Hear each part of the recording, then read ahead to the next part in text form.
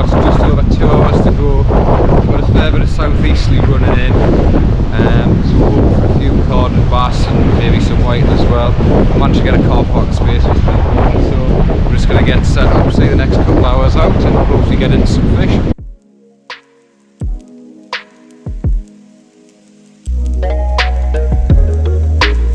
So rigs that we're using, nothing simple, nothing technical, just a plain 2-hook loop rig, 6-ounce sinker, imp on the bottom, 2.0 Vikings pennel, just using the Cascade slip as a link as a bait stop. So first cast in the water, Gary's just about to cast out, so fingers crossed we'll show you something soon.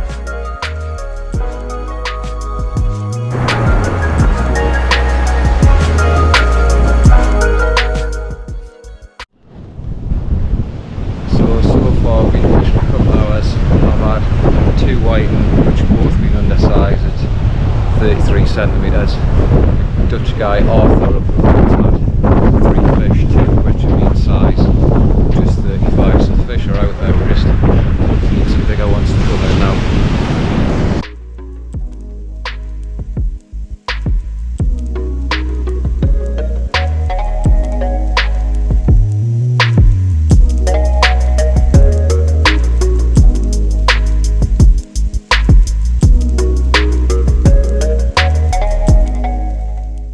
So what's your name? Arthur. And where are you from? Holland. From Holland? Yeah. From do you say Rotterdam? Rotterdam, Vlaardingen. And a small place near Rotterdam. Excellent. And what have you got here? Whiting, 37 centimeters. Excellent. My second sizable fish within a half hour, so I'm doing okay. Yeah. Brilliant. Excellent. Well, yeah. Brilliant. Right. We'll get it measured and get it signed. Arthur, well done. Put it there, mate. Thanks, well done. Thanks for the help, guys.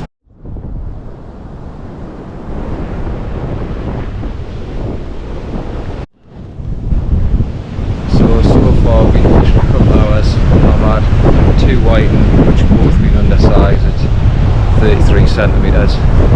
Dutch guy Arthur up the road had 3 fish, 2 which are mean size, just 35, so the fish are out there. We just need some bigger ones to come in now.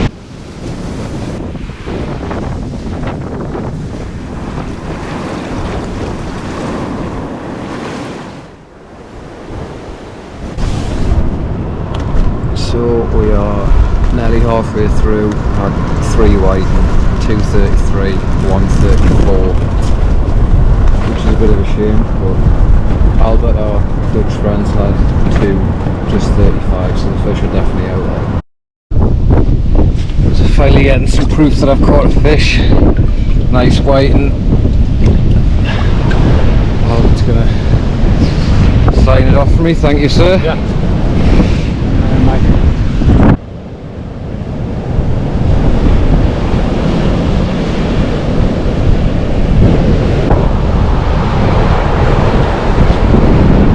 Get him? Yeah.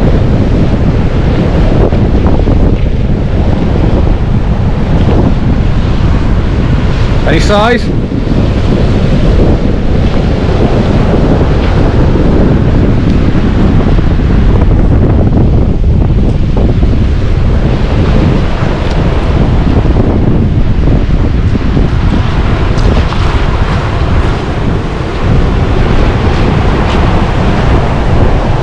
Bass? It looks like it.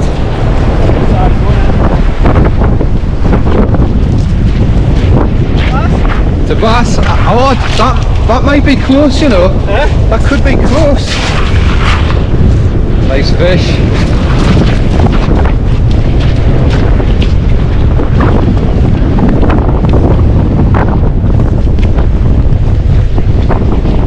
Get in.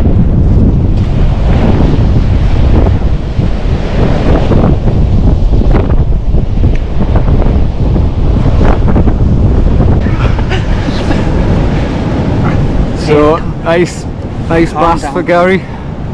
What did you get that on? That was on yellows. Yellows, excellent, lovely fish. 41 centimetres. Annoyingly slightly too small, but a lovely fish all the same. probably morally right to put it back. Yes, definitely, yes. Excellent stuff, well done.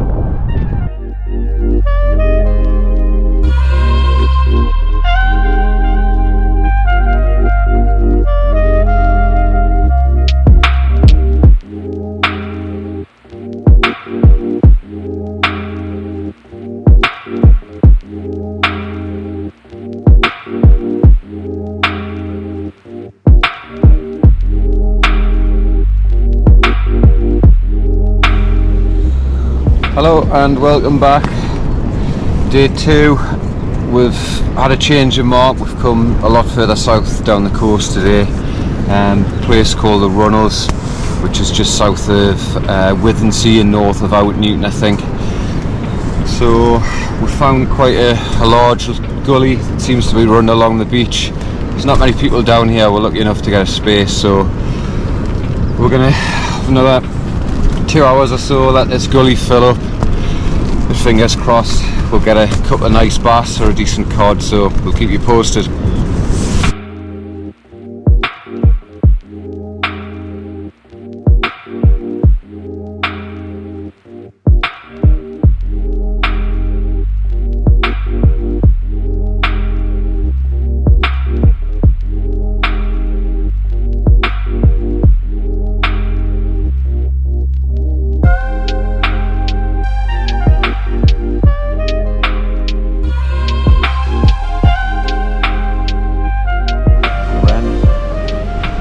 Right, so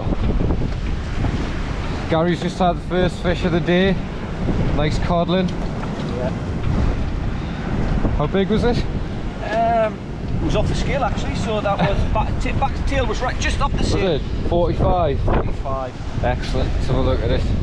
Nice one. Cracking fish. What did you get it on? That was on yellowtails. Yellowtails. Brilliant. Good stuff. Just need a few more.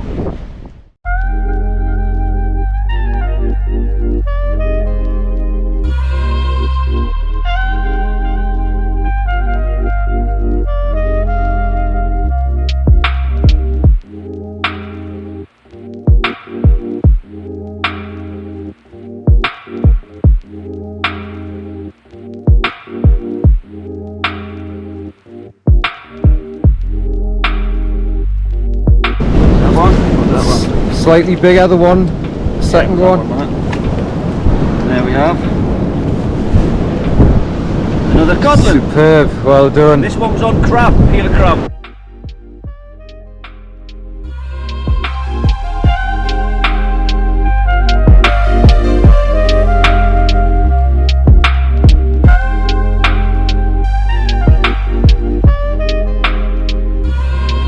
Apologies if the wind noise is pretty crap. I forgot the media mod, so I'm just going straight off the GoPro speaker, so I'm in the shelter right now, but if the wind noise is crap, then apologies. Well, it's now just gone 1 o'clock, so we've got 2 hours left. Fishing finishes at 3, although we might have to pack up a little bit earlier because Gary's got a couple of nice fish, so we want to make sure at the weigh-in, which is between 3 and 4, and it's probably a 20-25 minute walk from here. Another hour at high water. Wind's backed off a little bit, which has been good because I was absolutely bloody freezing before. I haven't had a bite all day. First cast, lost me leader. There's a few snags out there. We're down at the Runnels, I might have mentioned before. Touch wood, since the tide's coming a bit more, I haven't lost any more gear. So we'll keep fishing, see if we can pull something out. Fingers crossed I can get something for the weigh-in, and hopefully Gary can get another decent fish. No bites, but we'll keep trying.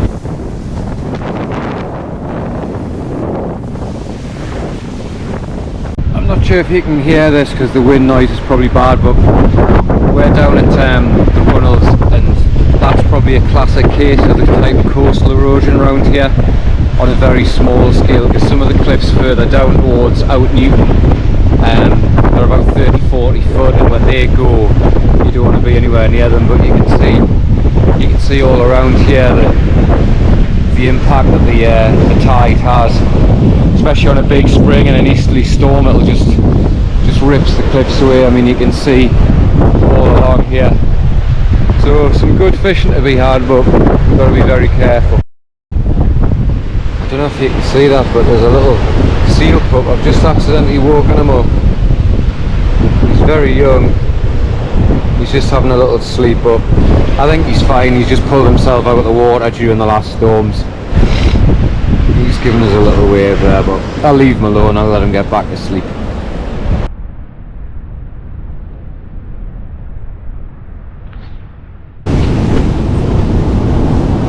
So I think I mentioned the other day, rigs, simple loop rig, bait, yellowtails, worms, logie, you've all seen before.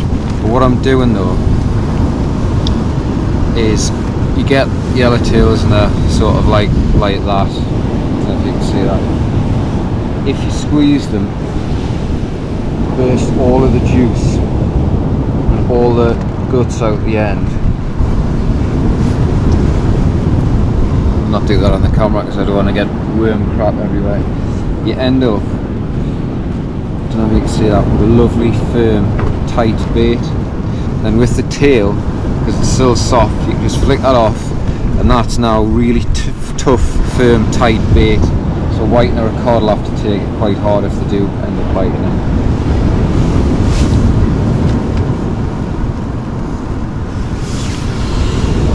So all I do, squeeze that out. You can slap them on the ground, they'll go really tight, and they're really easy to mount on the hook thereafter. I'll just go tail first, one, you can see all the guts hanging out, just pull that away.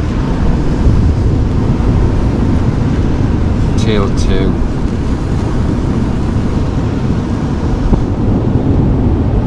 Hopefully that's going to make for a decent cod, white, or even a bass bait. That would be good.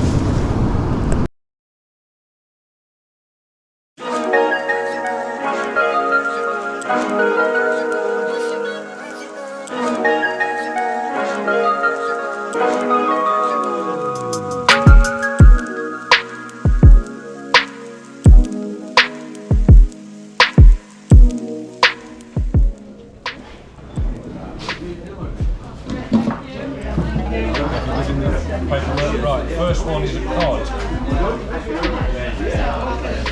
740. Second one is a cod. 825.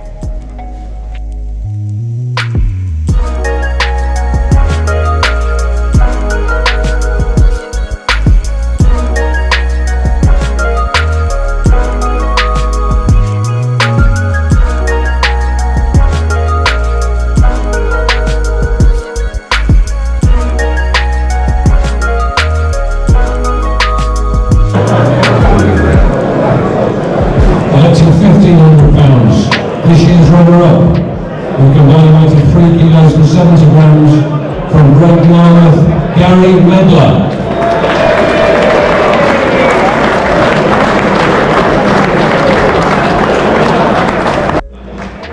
Collecting a cheque for £4,000, with a combined weight of 3 kilos and 90 grams, from Mapleton, your 2022 European Open Beach champion, Neil Robinson.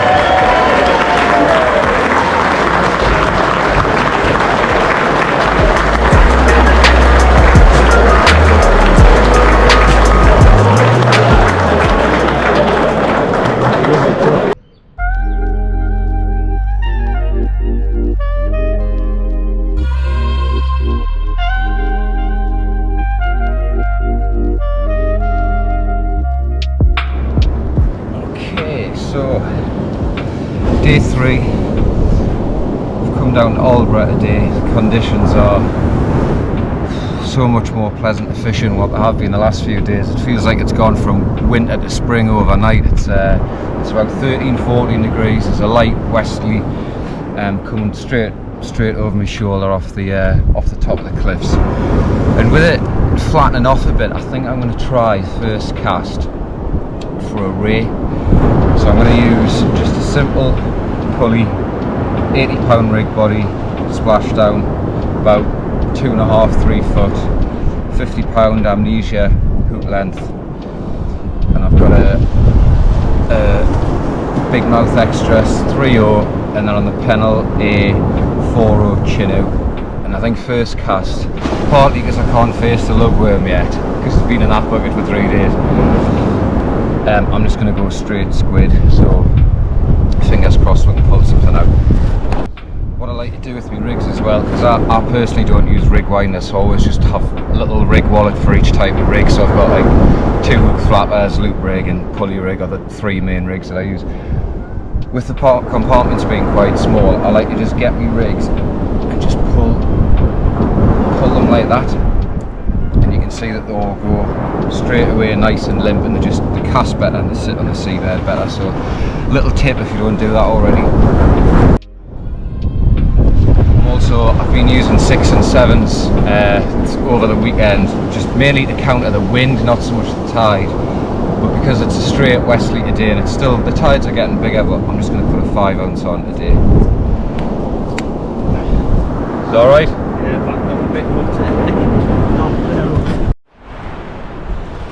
Right, so day 3, down at Aldeburgh. What rig you going for? So I'm just going for one of these newfangled, well, not so much newfangled, loop rigs. Seem to be very, very effective. Really good. Everything's nice and compact. 2 nice big throw traces, 2 hooks, 2 chances. Yeah. I think it's the best really for the optimise your chances. Yeah. First cast, I'm just going to go straight yellowtails. Yeah. See how we get on. Mix it up a bit today. Put a bit of carp there, a little bit of crab left, a bit of squid. Let's just see what's hopefully out there. Just I'll settle for anything today. Anything. And you reckon we'll get away with 5 ounce today? So I'm going for 5 ounce. The sea is calm right off the day. Yeah. There's no wind. Saturday and Sunday, just savage southerly wind. It was, wasn't hard going. It was just pulling you all the time. But it's a lovely spring day today. Yeah, it is. Hoping for a nice pass. Fingers crossed. And what we've got on the end, are you using 3/0s there? I've just got it. Went both of them 3/0 Special Extra Sukumas. That's it, nice and simple really. Yeah. Nothing fancy. Yeah. Nice one. Simple. Well, fingers crossed. Okay, let's get it out there and get some fish. First bait's in the water, gone squid, Gary's gone lug. Much more pleasant fishing conditions today.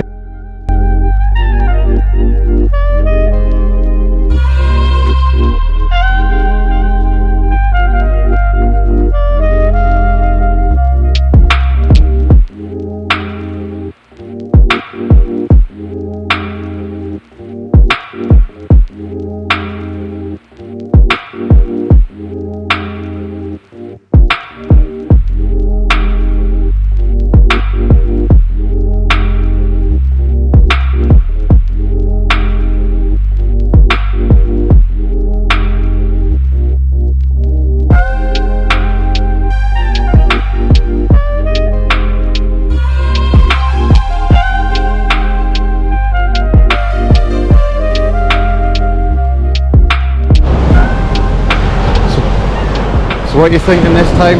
Well, slight little change. So when we first come here, it dropped off quite significantly here.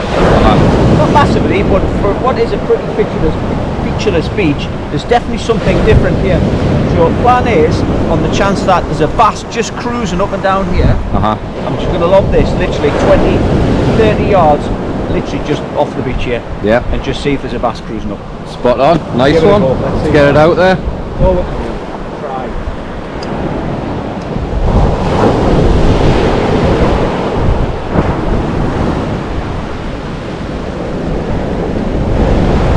That's what we're going for now.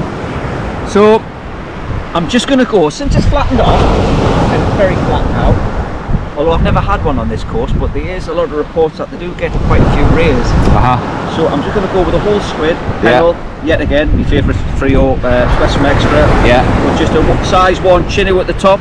Just to hold it really more than anything. Just thump it as far as I can.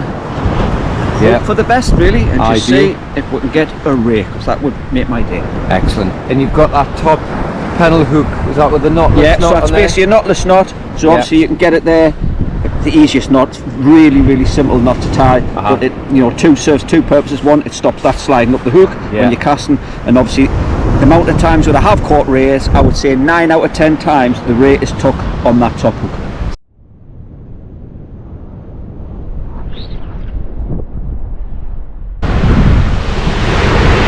Okay, so David's fishing now, and he's got a little bit of weight on.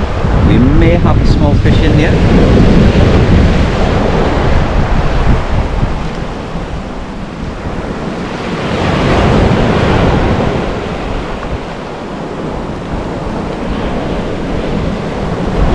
Yes. That's a rather nice plump whiting, yeah? It is, isn't it? Nice big fat whiting to save the blank. Very nice.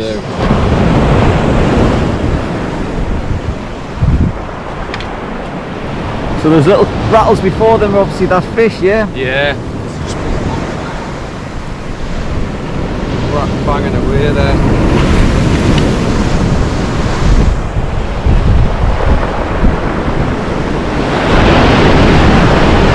It is nicely hooked, nice whiting, we'll get him back there.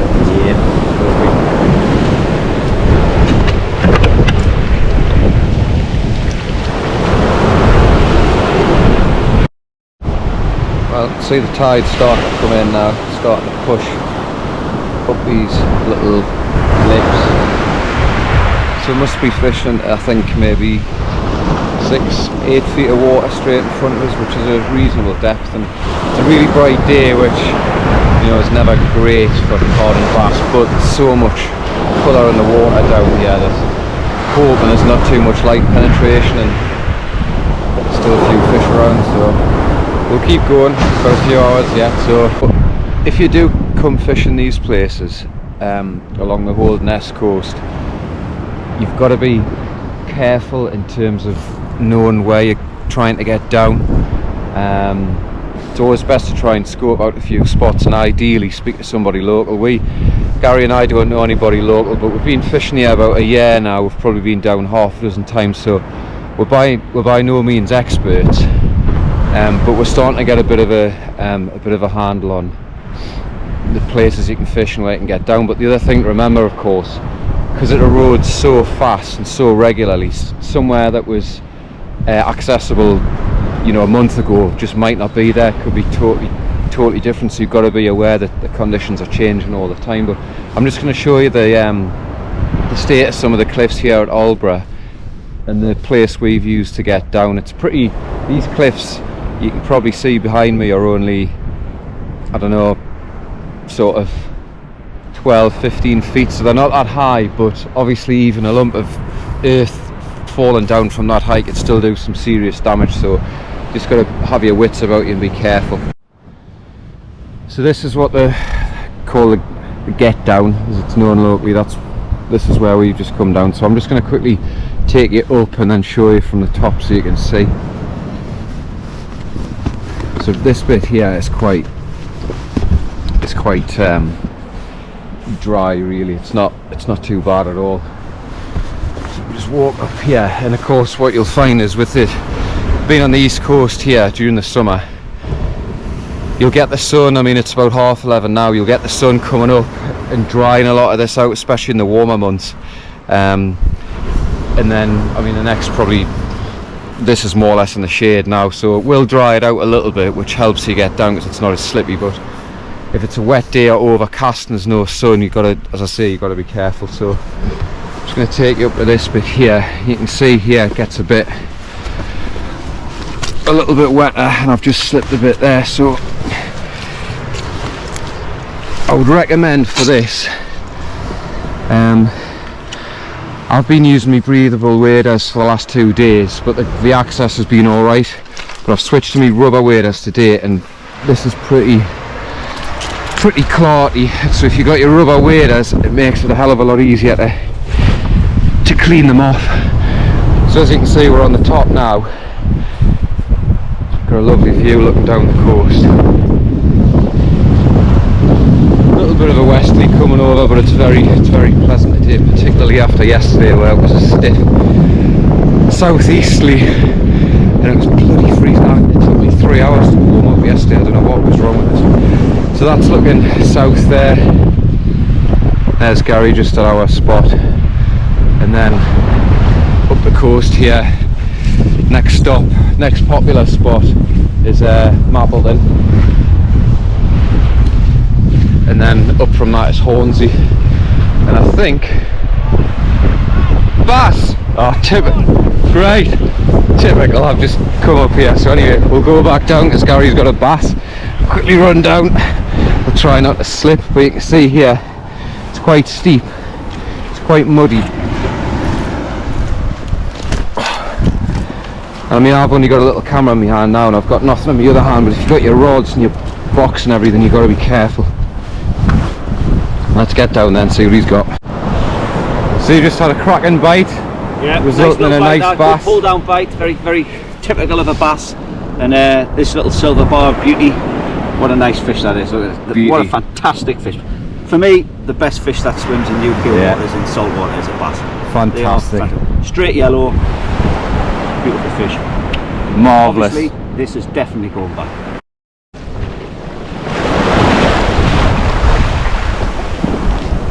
Yeah.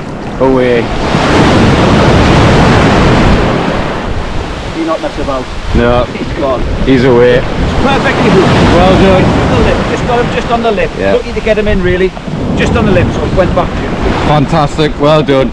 Well, didn't get a touch on the squid, so I'm going to go straight lug. 2 or 3 on a pedal with a splash down, 5-ounce sinker. We'll see if we can get one.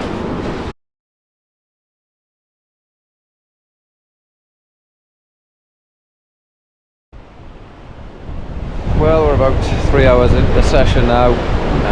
I've just had a whiting. Gary's had a nice bass and a whiting. Hasn't been prolific, but we've seen a couple of fish out, which has been good. It's a lovely day. Conditions are nice and flat, so we've got a nice wind coming from behind, which is aiding casting distance a bit as well. So we'll give it another hour or so, and hopefully we can get somewhere. So if you do come fishing these places along the Holderness Coast, you've got to be careful in terms of knowing where you're trying to get down. It's always best to try and scope out a few spots and ideally speak to somebody local.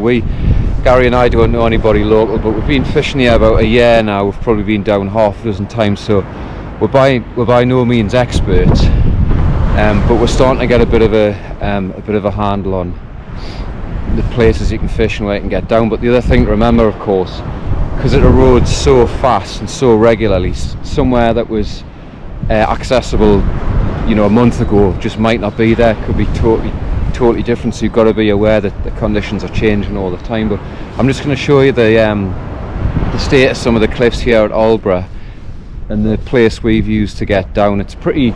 These cliffs you can probably see behind me are only, I don't know, sort of 12-15 feet, so they're not that high, but obviously even a lump of earth falling down from that height could still do some serious damage, so just got to have your wits about you and be careful. Well, that's the first European Beach Championships done. 3 hard days of fishing. Very, very hard days of fishing. What do you make of it all? Well, it was very enjoyable. Thoroughly enjoyed it. Definitely coming next year without a shadow of a doubt. Yeah. Really, really, really well set up. Brilliant. Fishing. Listen to all the locals. This place fishes obviously a lot better than these competitions.